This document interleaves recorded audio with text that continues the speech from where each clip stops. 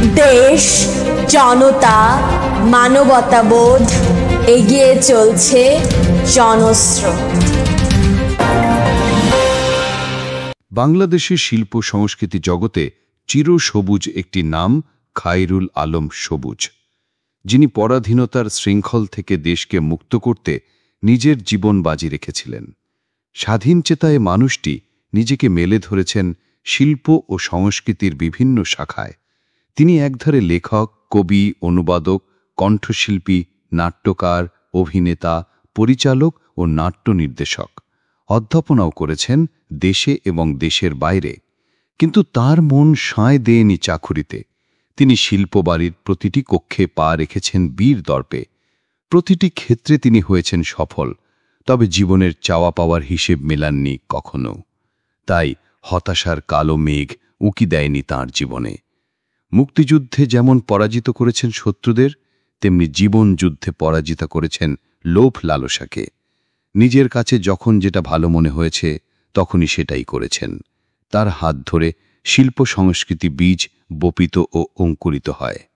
ঢাকা বিশ্ববিদ্যালয়ে পড়াকালীন হামিদের সঙ্গে ডাকসু নাটক বিভাগ নাট্যচক্র গড়ে তোলেন। হামিদ ছিলেন সভাপতি আর আমি ছিলাম সাধারণ সম্পাদক। মূলত ঢাকা বিশ্ববিদ্যালয়ের এই নাট্যচক্রের মাধ্যমেই নাটকের এক বৈপ্লবিক আন্দোলন শুরু হয় আমাদের।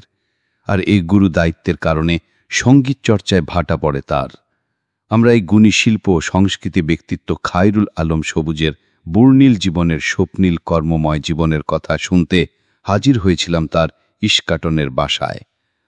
ওখানে কথা হয় খায়রুল আলম সবুজের সহধর্মিনী শিরিন আলম, তার এক মেয়ে প্রতিটি পূর্ণার সাথে। আমাদের পাঠকদের যা নিচে তুলে ধরা হলো। খায়রুল আলম সবুজের জন্ম বরিশালের পূর্ব নারায়ণপুরের উজিরপুরে 1949 সালের 24 ফেব্রুয়ারি। খায়রুল আলম সবুজ স্কুল জীবনের হাতেখড়ি বরিশালে। পরবর্তীতে আমি 1967 সালে করাচির বাংলা স্কুল থেকে মানবিক এবং 1969 সালে বাংলা কলেজ থেকে উচ্চ মাধ্যমিক শেষ করি। ওখান থেকে 1971 সালের 18 মার্চ ঢাকায় চলে আসি ও ঢাকা বিশ্ববিদ্যালয় ইংরেজি সাহিত্যে ভর্তি হই। ঢাকা বিশ্ববিদ্যালয় থেকে স্নাতক ও স্নাতকোত্তর ইংরেজি করি। খায়রুল আলম সবুজ বলেন, ছেলেবেলায় দেখতাম আমার বড় ভাইয়েরা অভিনয় করত। আমিও তাদের সাথে থাকতাম ও নাটক দেখতাম। এভাবে নাটকের প্রতি ভালোবাসা। আমার বয়স যখন 12 বছর, তখন থেকে বরিশালে থাকাকালীন অভিনয় করি। তখন পাড়ায় মঞ্চদল করে নাটকে অভিনয় করতাম। আমার অভিনীত প্রথম মঞ্চ নাটক ছিল সূর্যমুখী। এরপর পাকিস্তানের করাচিতে পড়াশোনা করতে চলে যাই। খায়রুল আলম সবুজ বলেন, সেখানে অনার্সের শুরু পর্যন্ত গান করতাম ও অভিনয়ের সঙ্গে সম্পৃক্ত ছিলাম। 1970 সালে পিটিভিতে প্রথম গান করি। 1971 সালের 18 মার্চ খায়রুল আলম সবুজ ঢাকায় চলে আসি। এসে ভর্তি হই ঢাকা বিশ্ববিদ্যালয় ইংরেজি সাহিত্যে। সেখানে হামিদের সঙ্গে ডাকসু নাটক বিভাগ নাট্যচক্র গড়ে তুলি। হামিদ ছিলেন সভাপতি আর আমি ছিলাম সাধারণ সম্পাদক। মূলত ঢাকা বিশ্ববিদ্যালয়ের এই নাট্যচক্রের মাধ্যমেই নাটকের এক বৈপ্লবিক আন্দোলন শুরু করি আমরা। আর এ গুরু দায়িত্বের কারণে সঙ্গীত চর্চায় ভাটা পড়ে তার। বাংলাদেশ টেলিভিশনের প্রথম অভিনয় করি প্রয়াত আতিকুল হক চৌধুরী পরিচালিত জলের রঙে লেখা নাটকে। পরে ধারাবাহিক নাটক ঢাকায় থাকিতে অভিনয় করি। খায়রুল আলম সবুজ বলেন, মীর সাব্বির পরিচালিত RTV দর্শক প্রিয় ধারাবাহিক নাটক নোয়াশাল ও এটিএন বাংলায় প্রচার চলতি ধারাবাহিক 60টি তারার তিমিরে, আদর আলীর ভ্যান, কোথাও কেউ নেই, ঢাকায় থাকি, রূপকথা, দেয়াল, চোরাবালি ও চোখ। খায়রুল আলম সবুজ বলেন, পুনে ইনস্টিটিউট থেকে নির্মিত উজান চলচ্চিত্রে প্রথম অভিনয় করি। এরপর ছাড়পত্র নামক একটি স্বল্পদৈর্ঘ্য চলচ্চিত্রেও তিনি অভিনয় করি। তাছাড়া বেলাল আহমেদের নন্দিত নরকে, সালাউদ্দিন লাবলুর মোল্লাবাড়ি বউ চলচ্চিত্রেও তাকে অভিনয় করেছি। খায়রুল আলম সবুজ হরিজুপিয়া 2015, মেহেরজান 2011, নন্দিত নরকে 2006, শোভনের স্বাধীনতা, ভয়ঙ্কর সুন্দর ও মোল্লাবাড়ির বউ। খায়রুল আলম সবুজ বলেন, জয়পুরহাটের তীরমণিঘাট এলাকায় আদর আলী ভ্যান নাটকের শুটিংয়ের জন্য গিয়েছিলাম। এমন সময় হাতে ডিম নিয়ে যাচ্ছিলেন একজন পান দোকানি। আমাকে দেখে তিনি সেখানে থামেন। দৃশ্য ধারণ শেষ হবামাত্র কাছে আসেন ওই ব্যক্তি। উপহার হিসেবে পকেট থেকে 20 টাকার একটি নোট বের করে দেন। টাকা নিতে না চাইলেও শেষ পর্যন্ত তার জোড়াজুড়িতে নিতে বাধ্য হই। এরকম উপহারের চোখে পানি আসে আমার। আমি যে মানুষটার কাছ থেকে এটা পেয়েছি তার মূল্য অসীম। এই অনুভূতি অনির্বচনীয়। গোটা জীবন অভিনয় করে এমন উপহার পাইনি।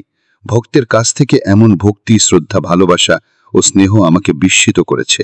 এদের কারণেই আসলে অভিনয় করা। এরাই আমাদের বেঁচে থাকার অনুপ্রেরণা।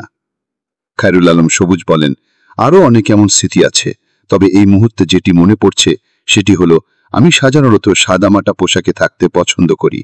একদিন মগবাজারে আমার রিকশার সামনে একটি গাড়ি হঠাৎ থামিয়ে জানালার গ্লাস খুলে বললেন, ভাইয়া, রাস্তায় বেরোনোর আগে চুলগুলো অন্তত কালো করে বের হতে পারতেন। খায়রুল আলম সবুজ বলেন, আমার লেখা ও অনুবাদ করা বইগুলো হচ্ছে the an enemy of the people, Sophia Loren তার আপন কথা, চিরায়ত Shakespeare, the pillars of society, শোভনের মহারাজ, অদ্ভুত দিন রাত্রি, নির্বাচিত কিশোর গল্প, ছোট ছোট মেঘ, লিঙ্কনের সোনালী ভাষণ, মন্তাজ গায়েন, ghosts, the league of youth, ভালোবাসা বোঝেনি পাখি, সোনামণি তোমায় দিলাম, পুনের অতিতু মামু, রোজ মাশরুম, অ্যান্তেগনি, গল্প সমগ্র, বন্ধুত্ব, জলপাই পাতা ঝরেছিল, হেনরিক ইবসেনের 3টি নাটক, আকাশের কাছে বাড়ি, লাল টুকটুকে কমলা, হারিয়ে যাওয়া প্রাণীর খোঁজে, ইতিহাসের বাঁকে বাঁকে, গল্পগুলো তোমার জন্য, উপেনের জমি, পবিত্র ও আড্ডাবাজ কয়েকজন, বুলো বট ও শকুন পাতা, সমকালীন উপন্যাস দিনান্তে দিন ও গাংচিল ও ইউরিডাইস। খায়রুল আলম সবুজ বলেন, সঙ্গীত একটি সাধনার জায়গা। অন্যান্য শিল্পের চেয়ে এই শিল্পে সাধনা করতে হয় বেশি। আমি ঢাকা বিশ্ববিদ্যালয়ে পড়াকালীন সময় গুরু দায়িত্বের কারণে সাধনায় ব্যাঘাত ঘটে, সেই থেকে গানকে সেভাবে আঁকড়ে ধরে রাখতে পারিনি। খায়রুল আলম সবুজ বলেন, আমি মূলত যা করি ভালো লাগা জায়গা থেকে করি, আর করি বলে এগুলো আমার কাছে ওইভাবে কাজ মনে হয় না। এটি একটি কারণ। আরেকটি বলতে গেলে আমি বলবো, এগুলো আসলে ভিন্ন ভিন্ন কিছু নয়, সবগুলো সমন্বয়। এগুলি একটি বাড়ির এক একটি ঘর। আমার বাড়ির আমি একটি ঘরে যাব, অন্য ঘরে যাব, এমনটি হয় কি কখনো? তাই আমি মনে করি শিল্প বাড়ির প্রতিটি ঘরে ঘরে যাওয়া উচিত। শিল্পবোধ যদি কারো থাকে, সেটি একটি আত্মা। খায়রুল আলম সবুজ বলেন, আমি পূর্বে বলেছি আমি যা কিছু করি আমার ভালো লাগা থেকে করি, তাই জীবনের এ পর্যায়ে এসে কখনোই আফসোস হয়নি। অভিনেতা না হয়ে অন্য কিছু হলে হয়তো জীবন আরো সুন্দর হতো, বরং প্রতি মুহূর্তে মনে হয়েছে অভিনেতা হয়েই জীবনে অনেক সম্মান পেয়েছি দর্শকের ভালোবাসা। এই যে তোমরা এসেছো, এটাই আমার তৃপ্তির জায়গা। খায়রুল আলম সবুজ বলেন, শিখে আসো, শিক্ষিত হয়ে আসো, তাহলে তোমার অবস্থান দৃঢ় হবে।